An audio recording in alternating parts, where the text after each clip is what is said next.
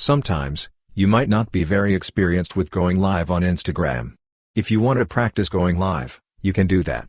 When you're practicing, no one will see your live. You can check all the settings and everything you want. Anyway, in this video, we'll explain how to practice going live on Instagram. To do this, open the Instagram app. Down here, you'll see your profile photo. Tap on it. Once you do, you'll notice a plus button at the bottom.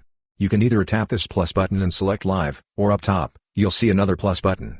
Tap that one and choose live. When you select live, you'll see an option for everyone. Tap that button, and you'll find a practice option. Select practice. After that, if you go live, it'll be in practice mode, so no one will see you. If you're ready to go live, just tap the button, and your live will start. Only you can see this live, and you can check all the settings.